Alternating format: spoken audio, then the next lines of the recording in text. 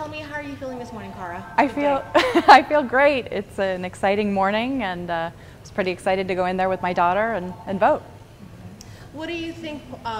What are you hoping voters will remember as they're getting ready to head to the polls today, separating you from your opponent and what you stand for, your platform?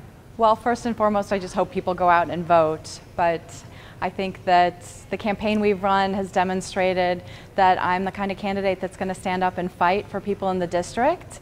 And I'm proud of the fact that we've run a really positive campaign, a strong positive message, and that we've gone out and talked to so many voters, knocking on doors every day, asking voters what they care about.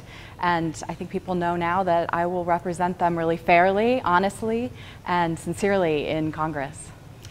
You kind of briefly touched on your strategy, but what do you think has been most effective with connecting? We know voter turnout typically in the primaries very, very low, less than 30% overall across the state. What has been your game plan? Well, the game plan has had a lot of different strategies, talking to young people, asking them what they're concerned about, going out door to door, talking to voters. And I think that's actually the most important thing right now, is people are looking for policymakers to listen to them.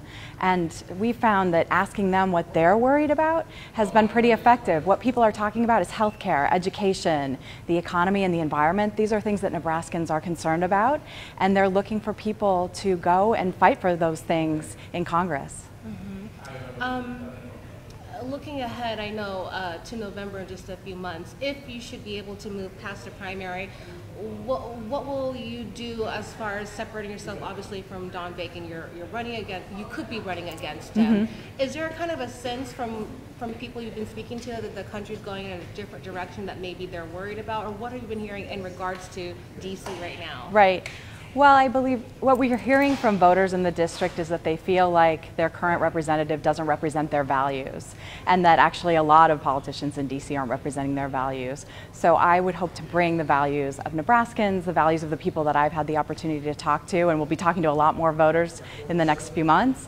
But I think that that's the most important thing, and that's what really voters are looking for. Briefly, what values are you referring to?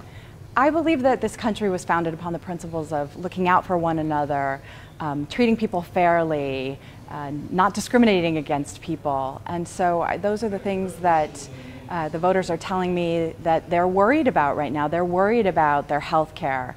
They're worried about their neighbors getting deported. And they're worried about the health and safety of their children. Jay, anything? How do you feel about your chances tonight? I feel really good. We've had so much momentum and so much excitement in the campaign, and we're just going to keep that going through today. We're still out there talking to voters. We've got volunteers making calls, just reminding people to vote. So it's exciting, and I can't wait to see the results.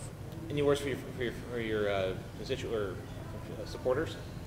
Oh my gosh, I am so grateful to everybody that has come out and supported me on social media, door knocking, making phone calls, donating to the campaign. There's just been this overwhelming grassroots support, and I am so grateful to everybody for it.